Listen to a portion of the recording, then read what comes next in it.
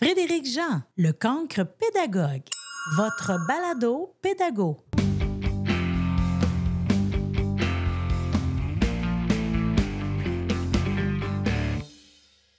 Madame Pascale Toscani, dites-moi, qu'est-ce qu'il y a d'extraordinaire aujourd'hui? Je t'écoute. Alors, ce qu'il y a d'extraordinaire aujourd'hui, je dirais que le monde change. Il change et forcément, il emmène avec lui à la fois des événements, des comportements humains, comme une vague qui, je crois, peut être largement mesurée encore par nous, pour peu que nous nous engagions vers des visions d'avenir qui seraient plutôt positives que négatives. Et ça, c'est vraiment une passion. J'aime ça, entendre une version positive. Je crois qu'on en a beaucoup besoin en éducation. Si je regarde chez moi au Québec, on en a drôlement de besoin. On a un ami en commun qui c'est Julie. Et Julie, j'ai eu le bonheur et le privilège de discuter avec elle, qui a aussi cette vision du positif. Donc, vous êtes la deuxième personne qui commence ce podcast en voulant offrir du positif. Pour le bien de mes auditeurs, Pascal, qui es-tu? Alors, moi, je suis chercheur associé à l'Université de Montpellier, mais au-delà de mon statut de chercheur, ce que je fais, enfin ce que je souhaite faire en tout cas, et que j'ai toujours voulu faire, c'est faire en sorte que les contenus des recherches ne restent pas enfermés dans les laboratoires Oh mon et que Dieu. ça puisse être partagé avec les enseignants. Parce que les enseignants sont des chercheurs. Ce sont des chercheurs qui ne sont pas académiques, mais ce sont des chercheurs de terrain. Ça veut dire que c'est de la science du terrain qui est tout aussi importante que la science de l'académie de l'université. C'est d'une autre nature, mais elle se partage. Et moi, ce que j'aime faire, c'est allier ces deux communautés pour qu'elles puissent co-construire ensemble un regard sur l'avenir de l'éducation. Parce que chacun a besoin de l'autre pour son regard. Un universitaire ne fait rien sans les enseignants quand il travaille sur l'éducation, et l'éducation ne peut peut-être pas faire beaucoup sans la recherche. Donc, c'est important de les faire travailler ensemble. Ça, c'est vraiment le cœur de mon job. Oh boy. J'ai pas vu ça venir. L'enseignant est un chercheur en soi? Oui, nous sommes tous chercheurs. Déjà, quand on est bébé, on est chercheur. Parce que le bébé naît avec des intuitions. Et ces intuitions, il va les projeter sur l'avenir. Donc, autant que l'avenir se profile face à lui de manière positive. Et en fait, on a gardé ça toute la vie. On va garder cette intuition de chercheur. On peut la perdre, malheureusement, si on ne la questionne pas. Mais dans une des fonctions de notre cerveau, j'ai oublié de dire que j'étais neuropsychologue, Oh. le fonctionnement du cerveau, c'est l'intuition. Et donc, nous sommes tous chercheurs qui que nous soyons, puisque nous sommes capables de produire des hypothèses, d'avoir des idées, d'être créatifs, nous sommes donc tous chercheurs. L'enseignant est dans une méthodologie de chercheur, mais c'est la méthodologie. Mais nous sommes tous chercheurs et les enfants sont chercheurs. Je crois que c'est ce qui conditionne notre humanité, cette capacité à avoir des intuitions sur l'avenir, sur notre vie, et la capacité d'émettre des hypothèses et de se mettre en marche pour atteindre ces hypothèses. Ben, ça vient jouer avec tous les paradigmes de l'apprenant puis de l'enseignant, en fait, là. Oui, et peut-être aussi la difficulté parce que moi j'ai l'impression, puisque j'ai des étudiants à l'université qui vont faire le métier d'enseigner, et j'ai l'impression qu'ils pratiquent leur métier avec l'élève, avec l'idée ou l'imaginaire ou le paradigme, comme vous venez de dire, comme tu viens de dire, d'une représentation du métier. Or, on ne peut pas enseigner à nos étudiants ce qu'on a vécu puisque c'est un autre monde. Puisque on prépare les petits bouts de chou qui sont rentrés à l'école aujourd'hui à 3 ans, ressortiront avant l'université ou le travail dans 15 ans, donc en 2040. Eh bien, comment peut-on leur enseigner des choses d'aujourd'hui alors qu'on ne les prépare pas pour demain? Et demain nécessite un certain nombre de compétences incommensurables, à savoir déjà la connaissance de soi, la coopération, enfin, tout ce qui unit les êtres humains entre eux. Et finalement, est-ce qu'on les prépare à ça, qu'on appelle des compétences psychosociales? Donc, je crois qu'on a un champ à partager sur l'éducation qui est phénoménal et qui est particulièrement intéressant, qui est passionnant. Je suis estomaqué par ce que j'entends. Je suis heureux d'entendre ça. C'est une facette que je n'avais pas nécessairement imaginée.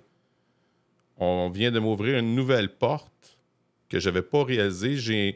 Je suis de ceux dans ma classe, là, dans mon école, je suis de ceux qui met beaucoup l'accent sur la compassion, sur l'empathie. Parce que je crois beaucoup en ça, sur les effets de l'apprentissage, pour aller chercher aussi l'enthousiasme du jeune en question. J'ai appris il y a tout récemment que l'apprentissage, il y a un fort lien entre l'apprentissage et l'enthousiasme. Est-ce que vous, toi qui es dans la neuroscience, est-ce que tu peux m'en dire un peu plus davantage? Oui, bien sûr. Et c'est important la question que tu poses parce que on a l'impression que l'enthousiasme ou la motivation, comme on pourrait dire aussi, c'est quelque chose que l'on générerait soi-même. Je ne sais pas si tu as entendu, mais nous, enfin, moi en tout cas, quand j'étais plus jeune, j'entendais si tu veux, tu peux. Oui. Eh bien non, c'est pas aussi simple que ça, justement. Oh. Parce que l'enfant qui a mémorisé que l'école pas très bon pour lui parce que tout petit, il s'est rendu compte que ben, ça n'allait pas bien. C'est pas forcément fait pour lui, pour peu qu'il soit dyslexique ou autre dys ou qu'il ait quelques difficultés. Il se rend très vite compte qu'il n'est pas à la bonne place, au bon endroit, au bon moment. Et il va se rendre compte que dans ses performances, ben, il ne réussit pas vraiment comme les autres. Et l'enfant qui vit ça de manière régulière, c'est absolument terrible pour lui. C'est comme si nous, en tant qu'adultes, on entendait tous les jours qu'on n'est pas le bon parent, le bon conjoint, le bon professionnel et que ça se répète tous les jours. Mon Dieu. Ça veut dire que c'est impossible d'être dans la motivation ou dans l'enthousiasme quand on est sûr que finalement ce qu'on va produire ne convient pas. Et il y a un système chimique dans notre cerveau qui va libérer de la dopamine et qui va faire qu'effectivement ce circuit de la récompense, c'est-à-dire savoir que ce que je fais va produire quelque chose de positif, va pouvoir se mettre en marche et produire ce qu'on appelle l'enthousiasme ou la motivation.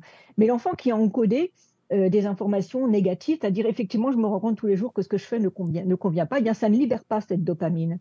Et de fait, l'enthousiasme n'est pas forcément possible. Et l'enfant est trop petit pour qu'il fasse cet effort de supplanter ce manque de dopamine pour pouvoir être motivé. Il est trop petit pour ça. Il pourra faire ça quand il sera plus grand. Il y a des enfants qui arrivent à faire ça quand par exemple, ils sont virtuoses, ils sont à l'école de musique, ils savent qu'un jour, peut-être, ils vont gagner un prix. Ou des enfants qui font du sport et qui savent que s'ils travaillent tous les jours, éventuellement, ils monteront sur la première marche du podium. Alors, ceux-là sont capables de s'imposer des heures et des heures et des heures de travail, même si le projet est très lointain. Mais quand on n'est pas quand on n'est pas soumis à ça, c'est très difficile quand on est un petit bout de chou. Quand je dis un petit bout de chou, c'est quasiment jusqu'à 15-16 ans, adolescent. C'est très difficile de se modifier, de se motiver quand on n'est pas sûr que ce qu'on va produire nous produira du plaisir, justement. Et ce plaisir va aussi avec ce que l'autre nous retourne dans le plaisir. Tu parlais de l'empathie tout à l'heure, de l'empathie pour quelqu'un qui réussit, mais de l'empathie pour quelqu'un qui ne réussit pas. C'est pas grave, aujourd'hui, tu n'as pas réussi, mais demain, tu réussiras. Parce que je crois en toi, parce que je sais que c'est possible, parce que personne n'est déterminé, parce que tout le monde peut réussir. Et ça produit quelque chose entre deux humains qu'on appelle le regard positif, la croyance en soi, en l'autre, c'est totalement fondamental. Donc, en fait, je pourrais presque dire que l'enfant ne peut pas évoluer s'il sait qu'on désespère de lui. Donc, il a besoin de ce regard empathique et il a besoin de ce regard qui consiste à dire qu'il est capable. Bonjour, mon nom est Marc Proulx. Je vous invite à découvrir le balado La pédagogie du cœur. Si la pédagogie et tout ce qui entoure le monde de l'éducation vous intéresse, prenez une quinzaine de minutes et venez réfléchir avec moi et mes invités. Rejoignez-moi sur la 3e saison du balado La pédagogie du cœur, bienveillance et résilience au service de l'apprentissage.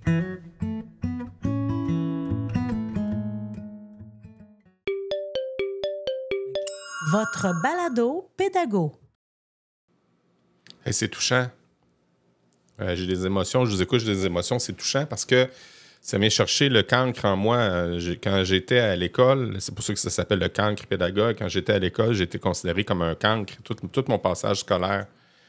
Et j'appelle ça la résilience. Je ne sais pas ce qui a stimulé l'enthousiasme en moi. Ben, je sais ce qui a stimulé l'enthousiasme en moi de vouloir devenir enseignant. En fait, il y a deux choses. C'est qu'il y a une enseignante qui m'a donné espoir. Elle s'appelle Lise Tessier. Elle est à la retraite aujourd'hui. On se parle à tous les jours depuis que j'ai connecté avec elle à mon podcast. Et l'autre facteur de motivation, c'est de vouloir faire la différence. Ce besoin de vouloir faire la différence envers des jeunes.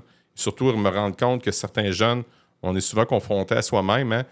J'ai des jeunes qui, pas nécessairement comme moi, mais je me reconnais chez certains comportements de jeunes où ça me demande de l'autocompassion parce que des fois, ça peut être difficile. Donc, en tant qu'enseignant, des fois, d'être confronté à soi-même, c'est pas facile. Là. Non, c'est pas facile. Et c'est pour ça que c'est un métier très difficile. Et je suis pas sûre que ce soit un métier bien accompagné. Ça, justement. Je dis ça parce qu'en plus d'être neuropsychologue, je suis thérapeute analytique, donc j'ai une patientèle en psychanalyse et en psychothérapie. Et je me rends compte que finalement, en tant que thérapeute, j'ai appris à considérer que la personne qui est devant moi est en souffrance et que si je veux l'aider, il faut que moi-même, je puisse travailler suffisamment avec moi-même. Et finalement, quand est-ce qu'on apprend ça à l'enseignant ? Et l'enseignant qui, tous les jours, quelquefois, effectivement, a des enfants qui lui retournent peut-être l'impression qu'il n'est pas assez bon parce que les enfants ne réussissent pas suffisamment. Or, en fait, l'apprentissage, je crois que c'est une question de communication à deux personnes. Ça veut dire que si l'enseignant ne croit pas en l'élève, je ne crois pas que l'élève puisse vraiment réussir. Si l'élève ne croit pas que son enseignant va être capable de l'aider, parce que malheureusement, quelquefois, il en a fait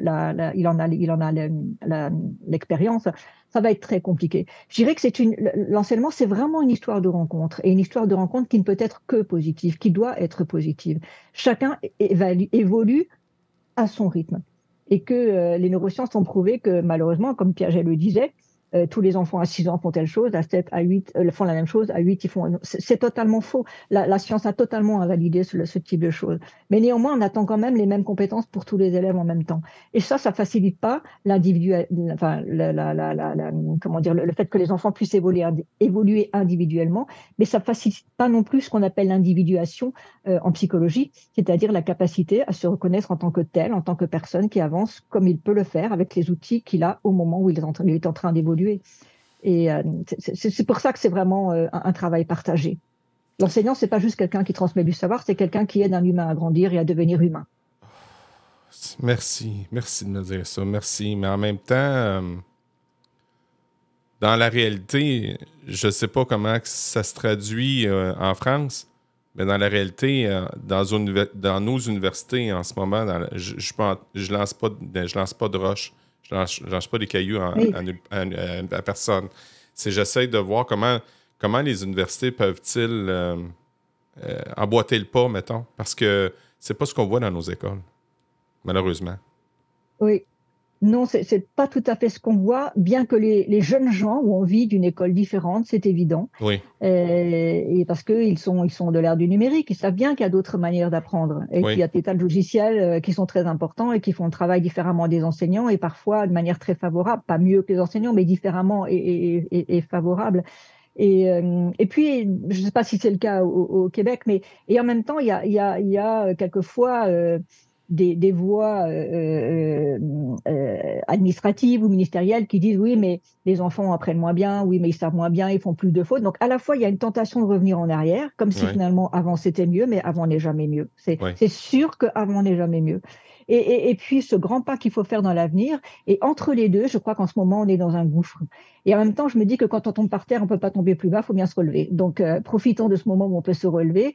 Et quand on travaille avec les jeunes gens pour leur demander de travailler avec eux leur imaginaire du futur, moi, je suis totalement surprise. Ça ferait forcément des beaux enseignants si on leur laissait cette capacité, et finalement, d'être un petit peu autonomes dans leur projet professionnel.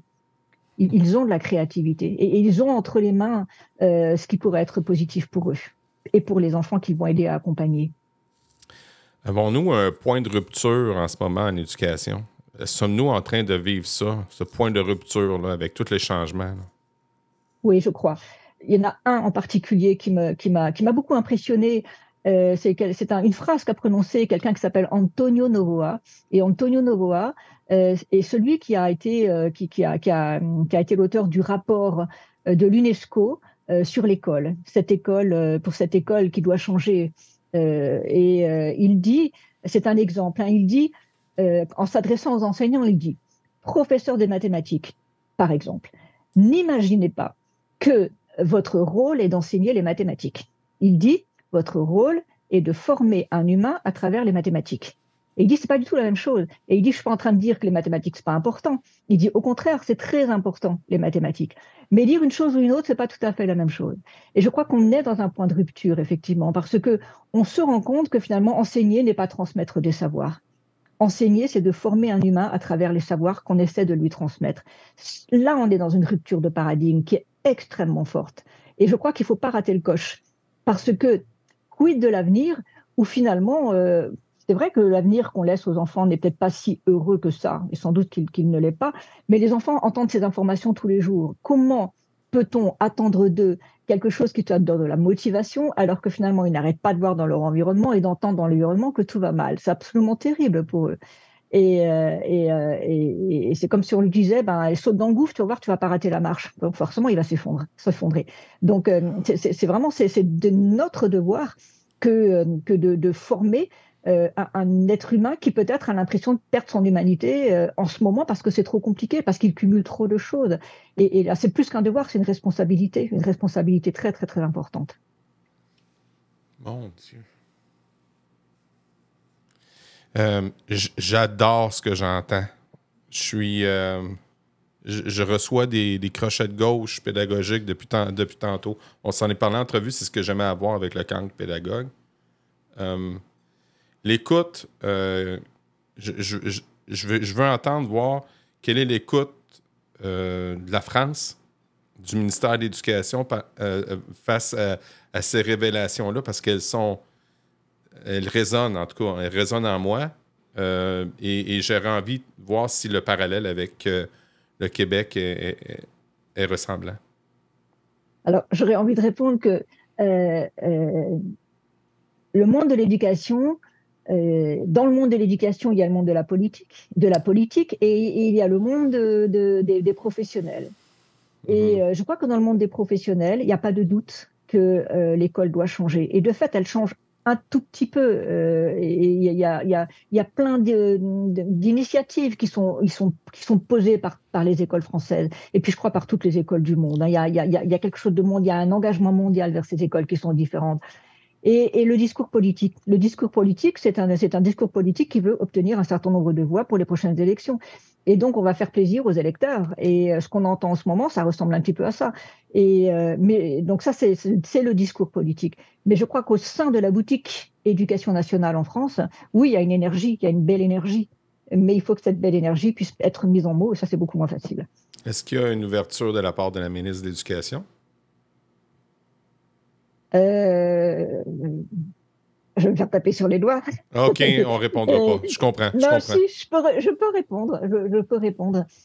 Je crois que oui, bien sûr, il y a une volonté de la ministre de l'Éducation nationale qui est évidemment, elle aussi, issue de l'Éducation nationale puisqu'elle a été rectrice. Donc, bien sûr, je crois qu'elle a des vues sur l'école qui est, j'ai envie de dire, qui est positive. Elle sait de quoi elle parle. Mais ce n'est pas réellement le discours politique actuel parce que les élections ne sont pas si loin que ça. Et j'ai l'impression qu'en France, on recule beaucoup. On entre dans des réactions ou des paroles que moi j'ai entendues quand j'étais plus jeune, beaucoup plus jeune, dont j'ai même été, entre guillemets, victime dans le système scolaire. Et on a l'impression qu'on fait un grand pas en arrière, malheureusement. Alors, c'est étonnant parce qu'on fait un grand pas en arrière dans les discours, mais je ne suis pas sûre qu'on fasse un grand pas en arrière dans les pratiques. Mais ce sont deux discours différents. C'est très pertinent parce que j'ai exactement la même question en lien avec notre ministre de l'Éducation à ce sujet. Je me questionne, en fait, je ne porte pas d'accusation, je me questionne à voir s'il y a cette volonté avec la neuroscience et aussi avec les connaissances qu'on a des chercheurs à l'université, s'il y a cette ouverture-là à changer les paradigmes de l'éducation. Le rapport politique et enseignant, éducation, je veux dire, pardon, je me questionne aussi sur sa véritable place. Parce que peut-être qu'il y en a une véritable place, mais je me questionne sur la structure Oui. politique intégrée en lien avec l'éducation, là où il y a beaucoup, beaucoup, beaucoup de personnes qui travaillent dans le milieu de l'éducation, de fonctionnaires, qui font un travail remarquable pour les avoir déjà vus à l'œuvre. Oui. Mais si on compare maintenant avec... C'est comme si c'était un très gros paquebot et c'est difficile de changer la trajectoire de ce paquebot. Et en même temps, j'ai des élèves qui souffrent de cette structure. J'ai souffert de cette structure. J'ai envie de faire voir des choses extraordinaires à mes jeunes, mais en même temps, je suis impacté par ce dit programme et cette dite vision de Piaget sur l'éducation.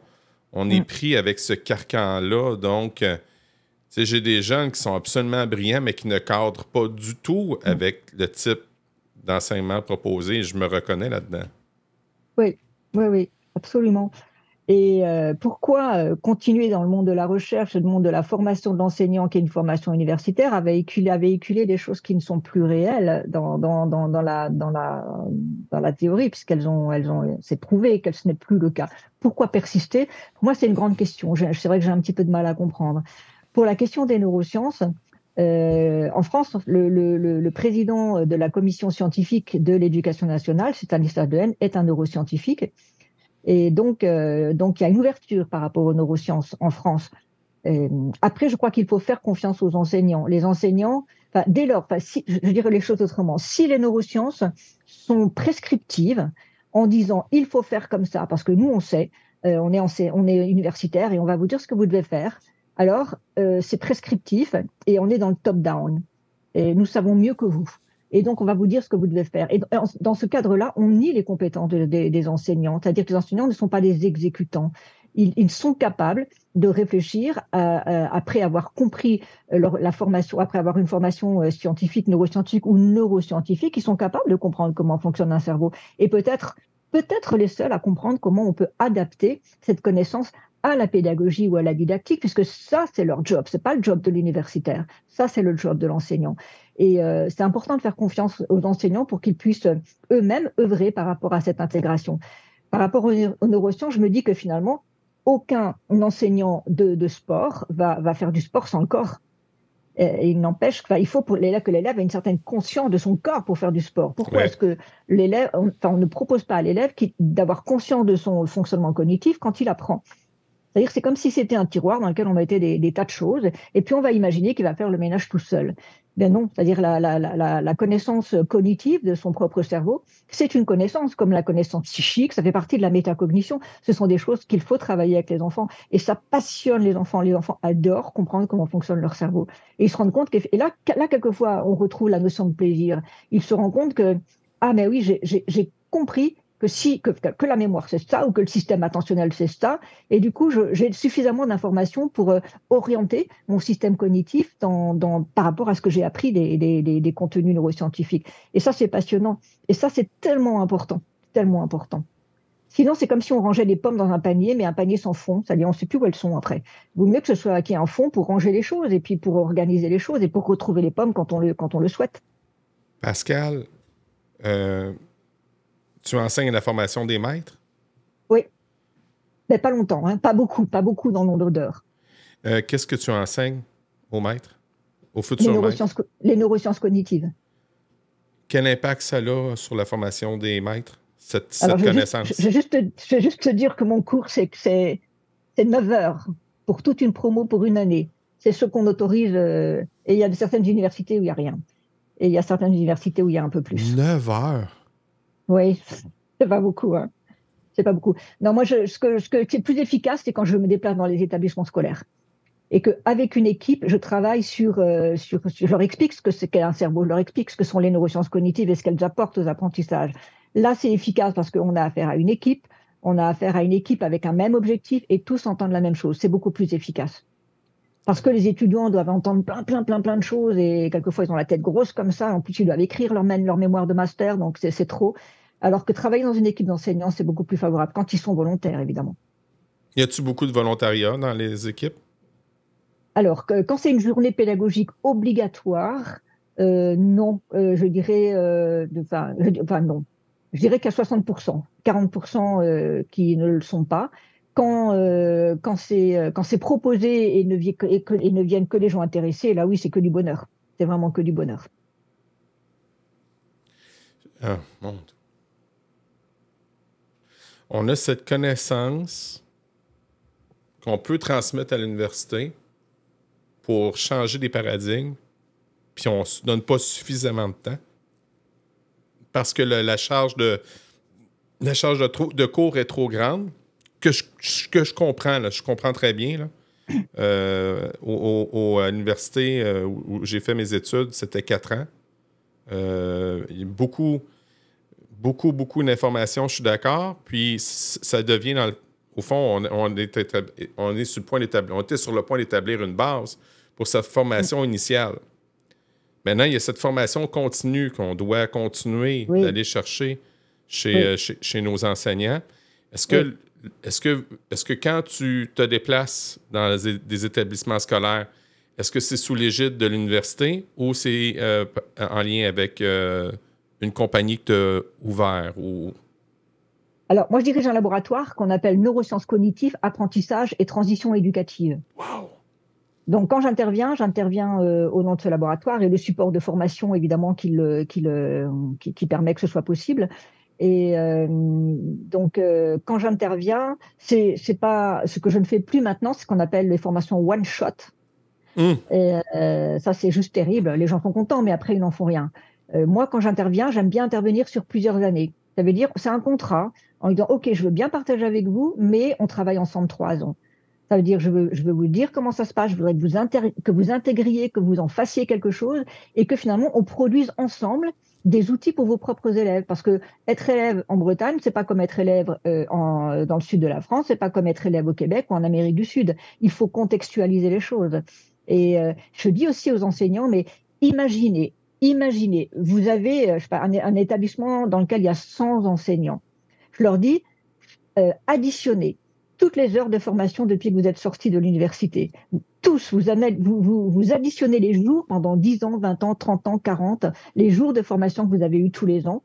Vous additionnez les heures de formation pour tous les enseignants et vous essayez de comptabiliser le nombre d'heures de formation que vous avez dans cet établissement. Mais quelquefois, ça va jusqu'à 20 000 heures de formation. 20 000 heures de formation pour une équipe. Il faut en faire quelque chose de ces heures-là.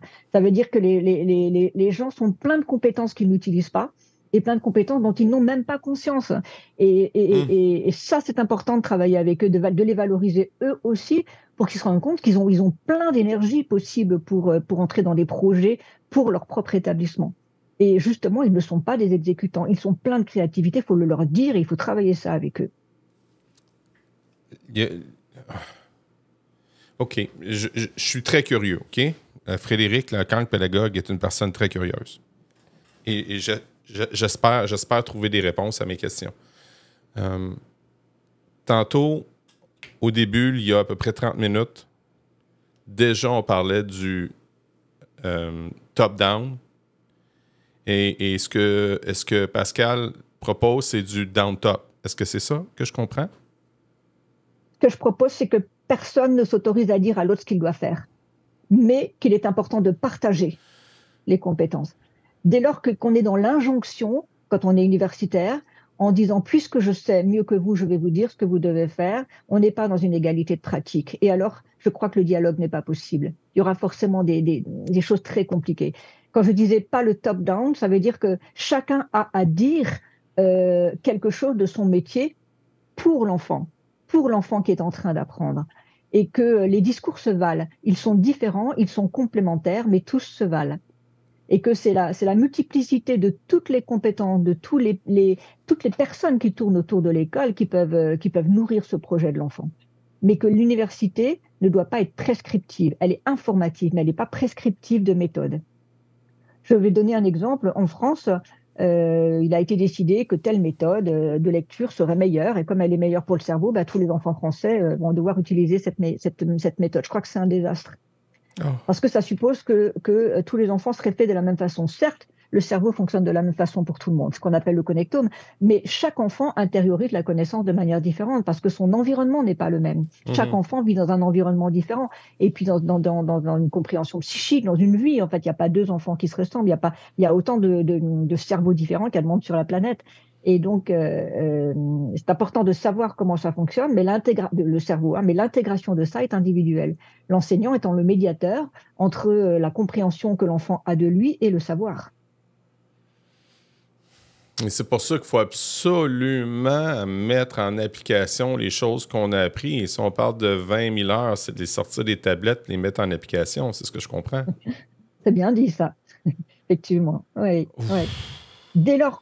J'ai envie de dire que dès lors qu'on partage un savoir avec quelqu'un qui doit apprendre en particulier, comme tu le dis, c'est important de savoir ce qu'il en comprend. Et ça, c'est déjà une matière extrêmement importante à travailler. Parce que c'est ça que lui, il va transmettre. Peut-être que c'est pas ce que moi j'aurais voulu qu'il transmette, mais c'est comme ça que lui, il l'a compris. L'important, c'est que ce soit pas contre l'élève ce qu'il comprend. Mais c'est la matière qui est transformée et qui sera enrichie. Alors, je sais pas si ce que je vais dire est compliqué, mais il y a un neurologue que j'aime beaucoup en France qui s'appelle Lionel Nakache, qui lui dit, qui est neurologue d'un très grand hôpital parisien, il dit, finalement, la communication, c'est X, Y, X'. Je vais m'expliquer. Il dit X, c'est l'information telle qu'on la comprend. Par exemple, j'ai une représentation de l'avenir, tu as une représentation de l'avenir, elles sont forcément différentes. Elles ne sont ni mieux ni moins bien, elles sont juste différentes. Mais ce qu'on est en train de faire là, justement, c'est que moi, je me laisse transformer par ton discours. Et toi, tu te laisses transformer par mon discours. Ça, c'est impressionnant. Et ça, c'est pas toujours un exercice facile, mais il est fondamental. C'est ce qu'il appelle Y. Ça veut dire que le Y vient bouleverser le X en disant OK, tu penses ça, mais peut-être que l'autre, il t'invite à penser autrement. Et donc, il dit, lorsque le X accepte d'être bouleversé par le Y, ça donne du X'. Ça veut dire que c'est un X qui est enrichi. Et dans la vie, nous n'arrêtons pas d'être confrontés à d'autres qui pensent différemment de nous et qui vont enrichir notre manière de penser. Ça ne veut pas dire qu'il faut qu'on pense autrement, ça veut juste dire qu'il faut enrichir notre pensée. Et que, est-ce qu'aujourd'hui, cette école permet de passer du X vers le X'? Je n'en suis pas si sûre si l'objectif de l'enseignement est de transmettre des savoirs. Transmettre, c'est une chose, c'est fondamental. Mais savoir ce que l'enfant comprend de ce qu'on lui a transmis, ça, c'est peut-être le grand oublié de l'éducation. Parce qu'on a un programme, en France, il faut aller très vite, c'est comme le TGV, éventuellement on s'arrête à des gares, on jette des enfants, on en reprend, mais on ne s'arrête pas. Or, tu le disais tout à l'heure, ce qui est extrêmement important pour l'apprentissage, c'est la temporalité. Qu'on n'a pas. Elle est complètement nécessaire. Le cerveau fonctionne parce qu'il travaille dans une temporalité. Je ne sais pas si tu connais, moi j'adore aussi, c'est un philosophe qui s'appelle Hartmut Rosa, il est allemand, et il dit finalement ce qui fait le plus de mal à l'école aujourd'hui, c'est l'absence de temporalité. Le cerveau, c'est pas juste un truc mode cruche-pot, c'est-à-dire on a une cruche, on ouvre le cerveau et on déverse dans le cerveau, puis on passe à autre chose. Le cerveau, c'est pas ça. Il dit le temps est nécessaire, parce que je ne sais pas si tu as déjà vécu ça comme expérience, mais moi j'ai déjà vécu ça. Tu parles avec quelqu'un, et puis tu dis, au bout de 10 minutes, un quart d'heure, tu dis, ça y est, j'ai compris ce qu'un tel m'a dit il y a 10 ans. Ouais, mais c'était il y a 10 ans. Et comment tu t'en souviens encore puisque c'était il y a 10 ans? Eh bien, le cerveau est capable de faire ça. C'est-à-dire de mettre en orbite quelque chose qui potentiellement peut intéresser l'avenir, mais qui ne va pas utiliser pour l'instant, dans l'instant présent, mais c'est toujours là. Et le cerveau est capable de faire ça. Donc la temporalité est vraiment extrêmement importante. Et la résonance aussi, dit Hartmut Rosa, ça veut dire il faut que les choses fassent résonance.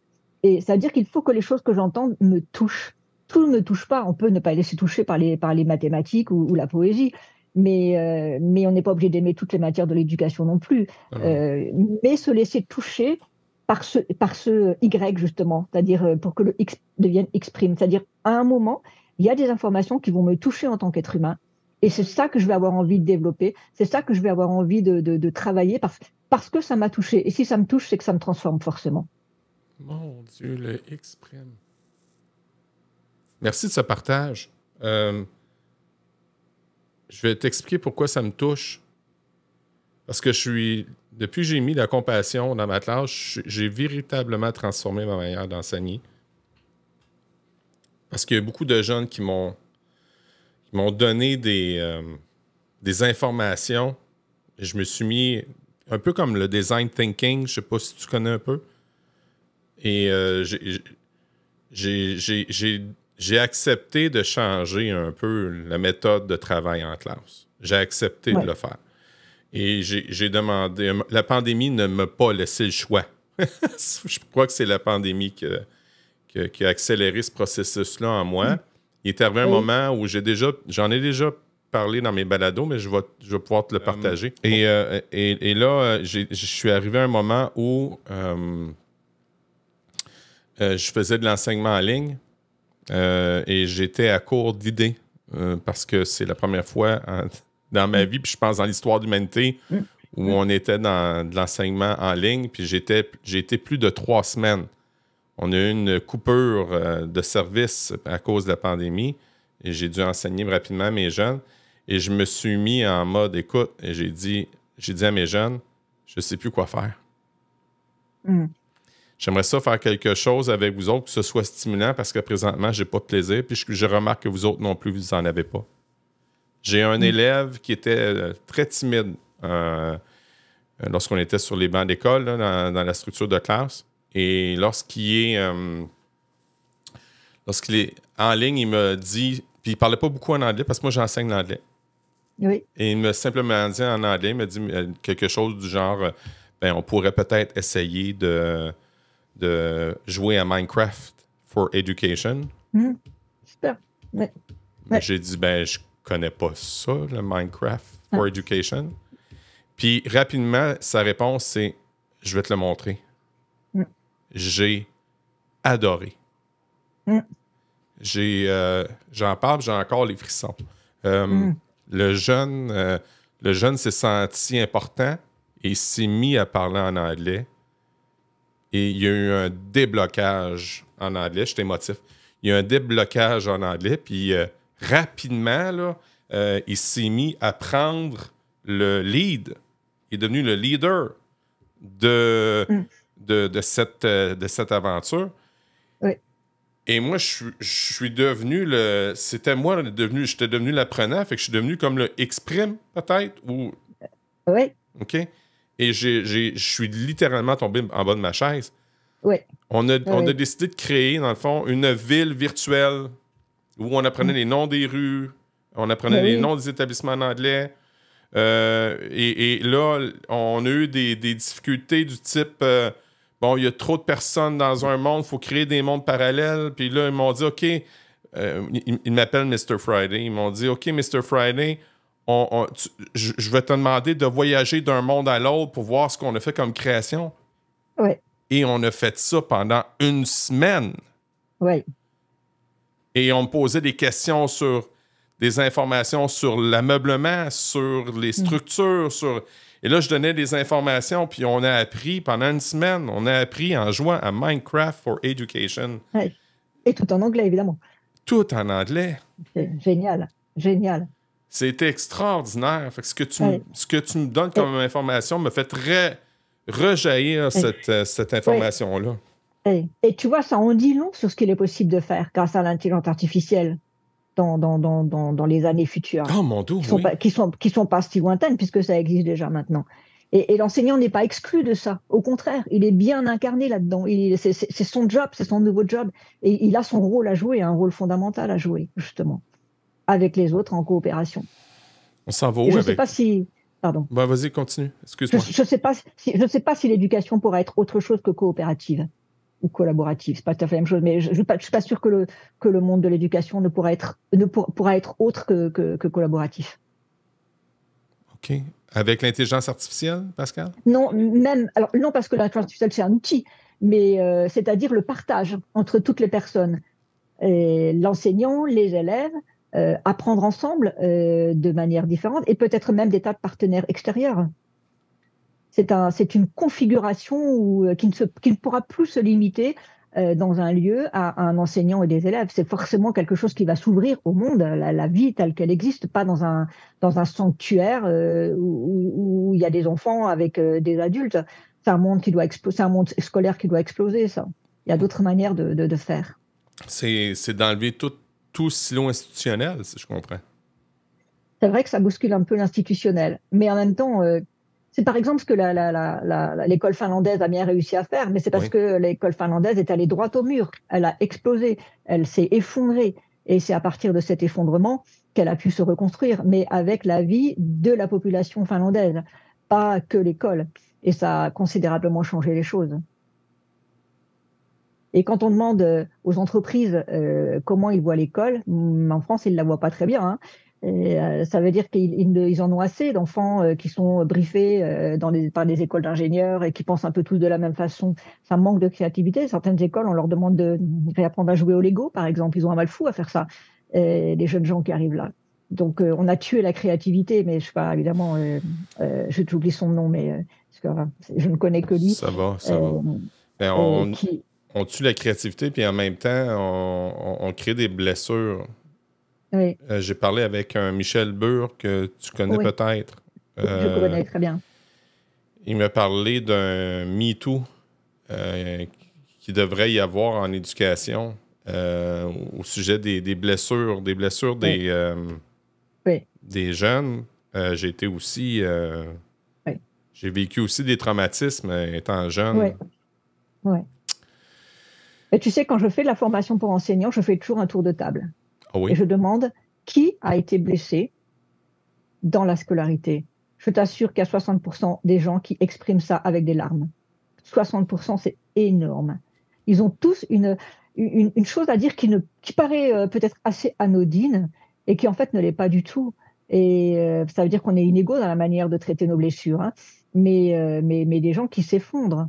Et c'est dramatique. Alors ils se rendent bien compte que certains sont là pour, pour empêcher les blessures pour d'autres enfants, et puis d'autres n'ont pas intégré ces blessures et vont continuer à perpétuer la violence sans s'en rendre compte. Et ça, c'est terrible. Et c'est pour ça que la prise de conscience, comme je disais tout à l'heure, de sa propre intériorité quand on est enseignant est fondamentale. Je crois que c'est même la formation prioritaire et c'est même plus important que la pédagogie de la didactique. En tout cas, ça la précède. Pas plus important, mais ça la précède. Il faut savoir qui on est quand on accompagne d'autres personnes et surtout des enfants. D'où l'importance d'aller consulter un thérapeute. Là. Oui, ouais, bien sûr. Surtout quand ça coince. Puis ça a raison de coincer chez les enseignants. On est souvent confronté à une multitude de Oui, choses. On est oui, confronté à notre passé, on est confronté bien sûr, à... Ah, bien sûr. Et dans mon métier, je suis soumise à la supervision oui, des enseignants. Ne sont oui. pas soumis à la supervision. Moi, j'ai un patient à chaque heure, hein. Mais sauf quand je suis en formation dans les établissements. Mais les enseignants, ils ont 30 élèves devant eux. Ils ne sont pas supervisés, ces gens-là. Et comme ça doit être difficile parfois, comme ils doivent se trouver seuls. Ouf. Surtout que on a cette... on est dans une culture d'hypervigilance, je dois dire, Oui, sur la relation entre parents, oui, enseignants, direction, professionnels, l'élève. On doit absolument trouver moyen de rétablir cette confiance-là, mais c'est un travail titanesque. Lorsqu'on s'en rend oui, compte, c'est titanesque comme travail. oui. C'est pour ça qu'il faut le faire. Parce que c'est titanesque. Et accepter aussi de grimper marche par marche. Mais déjà, il faut accepter que la nécessité du changement, euh, pas seulement comme une parole, oui, le monde doit changer, oui. Sans doute qu'on a dit ça à tous les siècles, depuis le début de la prise de conscience que les humains étaient des humains. Mais c'est pas seulement prendre conscience, c'est agir en fonction de ça. Oui, il faut que les choses changent. Et moi, déjà, quand je dis ça, qu'est-ce que je propose? Dans quoi je m'engage? Dans quoi je m'engage tout seul? Dans quoi je m'engage avec les autres? Comment je fais? Mais qu'est-ce qui fait qu'on rend conscience de cette possibilité de l'engagement collectif? Pour éviter cette noirceur, encore une fois, comme on le disait au début, ambiante, mais aller vers quelque chose de bien plus positif. Sans être rongé par la culpabilité parce que le métier Ah, d'enseignant est difficile. si on peut parler de la culpabilité, j'en ai, là. Tu sais, j'ai des moments dans mes débuts de carrière où ce que j'ai dû être très cartésien, très militaire. je viens d'un milieu militaire. J'ai été dans les forces canadiennes pendant 7 années. J'étais un réserviste. Réserviste de choix, là. C'est pas un enrôlement obligatoire, là. Puis mes premières années d'enseignement, j'ai eu littéralement peur. Et cette peur-là m'a amené à aller chercher quelque chose, ce désir de contrôle-là, appris avec les forces canadiennes, mais qui a eu un effet néfaste sur mes jeunes. Pas tous mes jeunes. Il y en avait qui répondaient bien à ça, puisqu'ils avaient besoin de cette structure-là.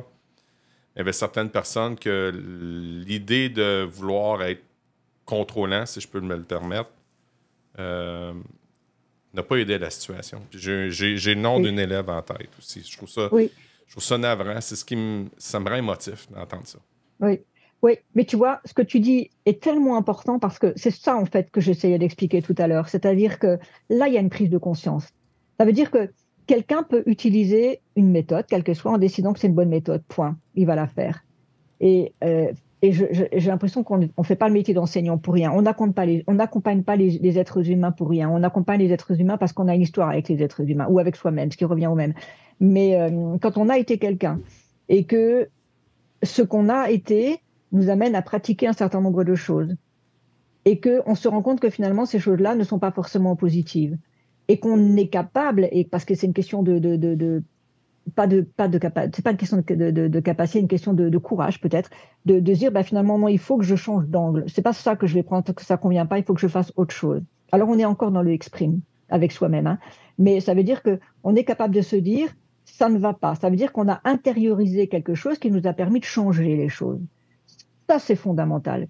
Et je crois qu'on a tous quelque chose à dire. Moi, la première, hein, j'aurais pas aimé être mon premier patient, mais on a tous quelque chose à dire sur la manière dont on s'est engagé dans son métier, mais on a aussi tellement de choses à dire sur l'évolution de son métier et comment elle a été positive.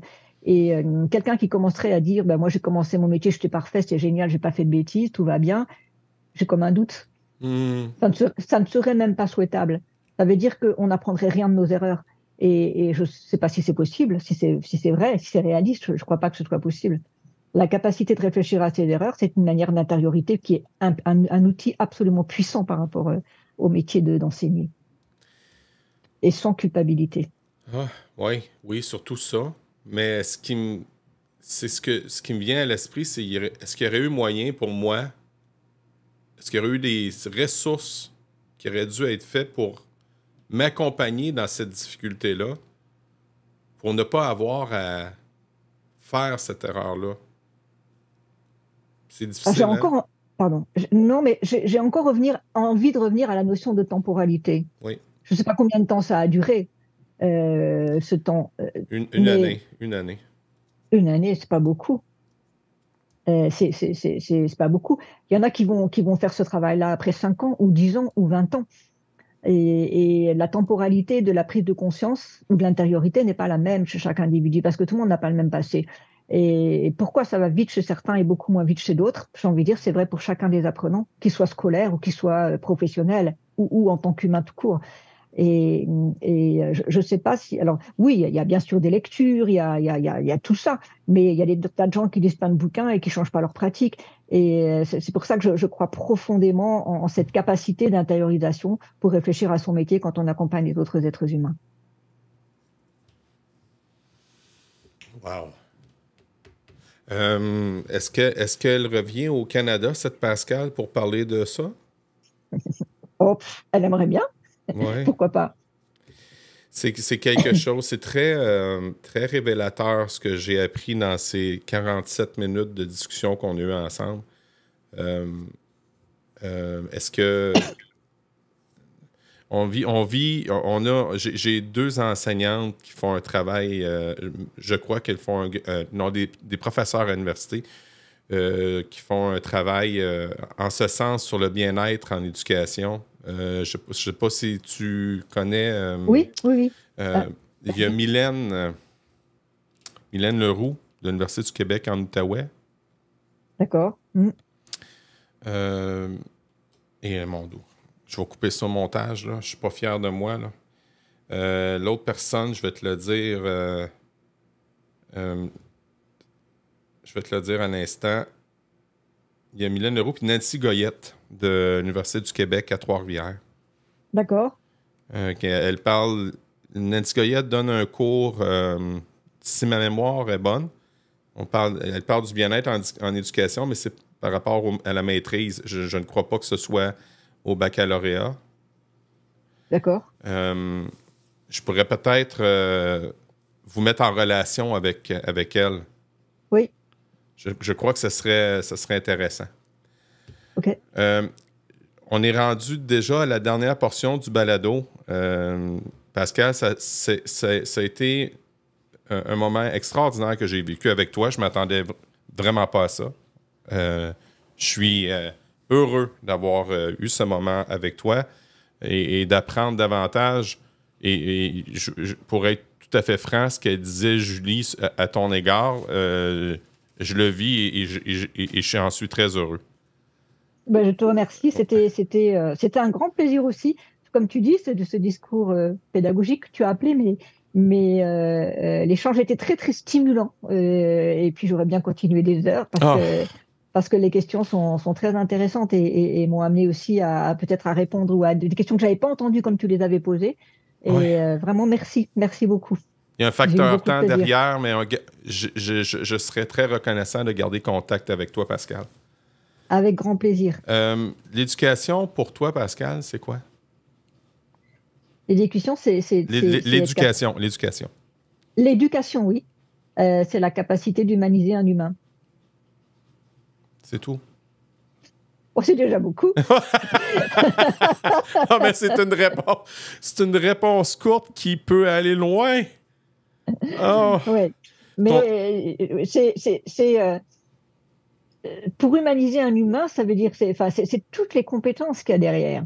Comme on le disait, c'est la compétence coopérative, la compétence à reconnaître ses émotions, la compétence à connaître son système cognitif. Je pense qu'il y a au moins une bonne quinzaine de compétences qui sont tout aussi importantes à travailler pour la prise de conscience de soi. Et peut-être que ce qui manque cruellement à ce monde, c'est la prise de conscience de soi. Et peut-être que l'éducation, c'est ça, quand je disais humaniser, ça veut dire prendre conscience de qui je suis et que peut-être quand je me connais, alors je peux aller vers l'autre et sans crainte parce que l'autre n'est plus une menace, comme si on était encore un bébé et que l'autre pouvait être une menace. Mais c'est cette capacité d'intégrer l'autre parce que c'est quelqu'un qui est essentiel à mon existence. L'autre ou les autres qui sont essentiels à mon existence. Wow. Pascal, Toscani, dis-moi, ton plus grand succès, c'est quoi? Là, je suis dans l'absolu, je le sais. Professionnel? Oui, si on veut. Le plus beau, vraiment. C'est quand j'ai travaillé avec, dans une entreprise avec des personnes qui étaient trisomiques. Et donc, j'ai travaillé avec eux pendant 1 an et l'objectif, c'était de leur montrer qu'effectivement, leur cerveau n'était pas fixe et qu'il y avait de la plasticité cérébrale et tout enfant trisomique qu'ils étaient, ils pouvaient évoluer. Et ce travail d'1 année a été absolument extraordinaire. Et à la fin, je leur avais demandé de présenter un portfolio, comme faisaient tous les Français qui font une formation. Ils m'ont dit, non mais ça va pas, c'est beaucoup trop difficile pour nous. On sera jamais capable de présenter un portfolio. Et on s'est dit, allez, on va lever le défi. Et donc ces personnes étaient là, c'était des jeunes gens entre 20 et 25 ans. Et ils étaient à peu près une dizaine et ils devaient présenter leur portfolio. Et il y avait un public devant eux. Wow. Et il y avait le chef d'entreprise, c'était une usine, donc toutes les personnes avec lesquelles ils travaillaient, il y avait des cadres. Et une personne, à un moment, j'ai cru qu'elle allait s'évanouir tellement elle avait peur. Et ce qui était très étonnant, c'est que ça, c'était le matin. Le portfolio, c'était le matin. Ces jeunes gens devaient présenter ce portfolio ce matin. Et l'après-midi, j'avais une soutenance de thèse. Une jeune femme qui présentait sa thèse et j'étais au jury de thèse. Et où c'était l'inverse. C'était le matin le jury de thèse et l'après-midi.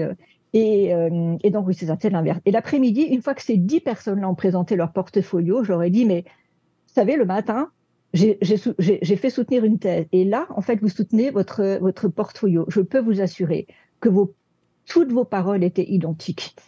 Ça veut dire que j'avais l'impression que ces jeunes gens trisomiques présentaient une thèse comme l'avait fait la thésarde du matin. Et ils avaient fait le même effort. Ils avaient travaillé. Et puis une des personnes a dit, mais vous savez, on s'est rendu compte d'une chose, c'est que nous étions des personnes intelligentes et on ne nous l'avait jamais dit. Et moi, j'en ai chialé toute la soirée. Et je me suis dit, mais voilà, il y a en peu de choses finalement, comment on a en quelque sorte humanisé ces gens-là, parce que une autre personne avait dit au même moment, elle avait dit juste après, elle avait dit, moi, on m'avait jamais dit que j'étais un être humain. C'est vrai que ça m'avait fendu le cœur. Et je crois que c'est l'expérience la plus extraordinaire d'entendre que ces jeunes gens avaient saisi, avaient compris que finalement, ils étaient capables de modifiabilité cognitive et qu'ils allaient évoluer comme tous les autres êtres humains. Oui, je crois que c'est ma plus belle expérience et celle qui m'a donné le plus de plaisir, en tout cas. Ton plus grand apprentissage, c'est quoi, Pascal Toscani? Le plus grand apprentissage. Le mien. Le mien. Parce que j'imagine que ça a dû demander un effort personnel pour en arriver où ce que tu es présentement. Oui, alors c'est tout à fait personnel, le plus grand apprentissage. Je suis une personne malentendante, je lis sur les lèvres. Et donc, j'ai été moi-même en très grande difficulté scolaire. Et le plus grand apprentissage, c'est un petit peu ce que j'essaie de partager, c'est-à-dire que, oui, moi, j'ai été sortie du circuit scolaire, pas bonne, pas fait pour apprendre. Wow. Et puis, apprendre qu'on pouvait apprendre, c'est-à-dire apprendre à apprendre. Et les connaissances, je m'en fichais, il y avait des bouquins, je savais lire. Mais apprendre à apprendre, c'est peut-être le plus grand apprentissage. C'est stupide, hein, peut-être ce que je dis, mais comprendre qu'on pouvait apprendre à apprendre. Et ça, je ne savais pas qu'on pouvait apprendre à apprendre, si bien que j'en ai fait le job de ma vie. Tu me partages que tu es une malentendante? Oui. Ça se voit pas, ça s'entend pas. Non. Oui. Je ne suis pas sourde, hein, je suis malentendante, mais appareillée. Et oui, il me manque 70% d'audition. Wow. Une personne qui a un impact positif dans ta vie, et dites-moi pourquoi. Une personne qui a un impact positif. J'ai beaucoup aimé travailler avec quelqu'un qui a été un mentor pour moi, qui s'appelle Alain Moelle, qui a été le premier, je crois, enfin en France en tout cas, à travailler sur la remédiation cognitive des adultes. C'était le premier qui s'est insurgé contre le fait que la science décidait qu'il n'y avait pas de possibilité de modification cognitive pour les personnes adultes en particulier, ou les personnes en difficulté cognitive. Il a mené de très très beaux travaux qui était, à travers une méthode qui était très en vogue dans les années 80-90, qu'on appelait le PEI, par quelqu'un qui s'appelait Feuerstein. Et voilà, ça a été deux mentors qui vraiment ont essayé de travailler sur les paradigmes justement de penser que l'intelligence était héréditaire ou qu'elle était fixe et qu'on ne pouvait pas l'améliorer. Donc c'est vraiment ces deux personnes-là qui m'ont ouvert plein de portes, Feuerstein et Alain Moelle. Wow. Es-tu une lectrice, Pascal? Oui. Est-ce qu'il y a un livre que tu voudrais nous partager? Oui, le livre d'Edgar Morin sur les compétences, les compétences nécessaires pour le futur. 7 compétences nécessaires pour le futur. En quoi est-ce que c'est extraordinaire, ce livre? Parce que c'est quelqu'un qui a beaucoup travaillé sur la complexité, c'est-à-dire son combat à lui. C'est un monsieur qui est très âgé, il a 103 ans aujourd'hui, et il a lutté toute sa vie contre le fait de cloisonner les disciplines, de couper les disciplines, et on a terminé à l'école par avoir une école disciplinaire avec des enfants qui n'arrivent plus à faire le lien entre les disciplines.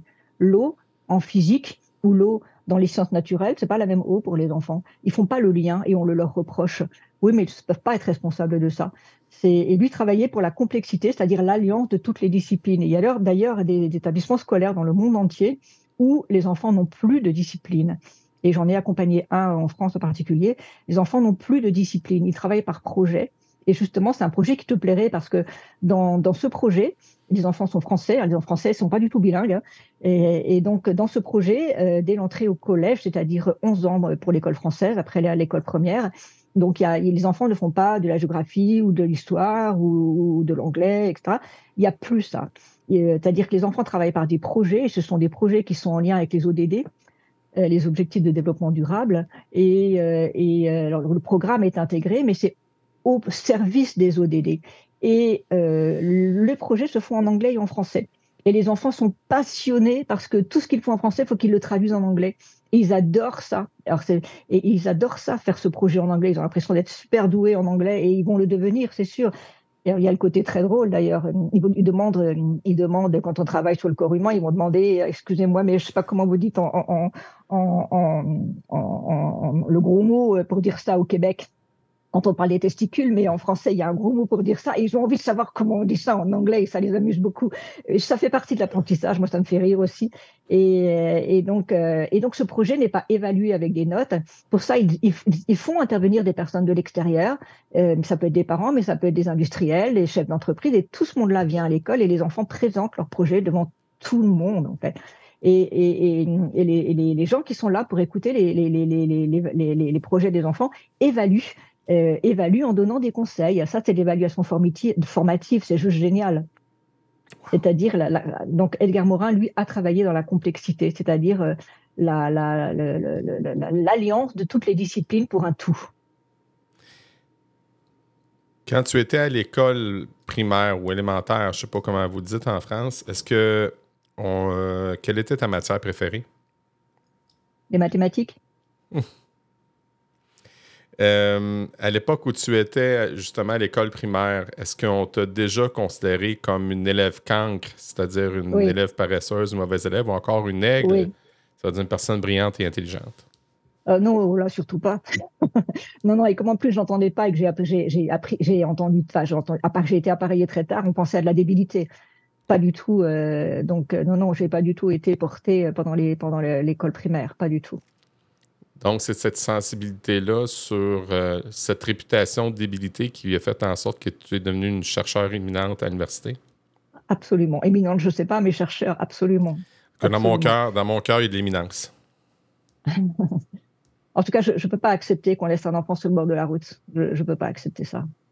Wow. Je peux faire en sorte qu'il soit plus sur le bord de la route avec les moyens dont on dispose, mais je ne peux pas accepter ça.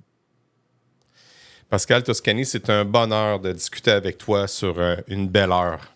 Merci beaucoup. Merci beaucoup, Frédéric. C'était un bonheur aussi. Bonheur partagé.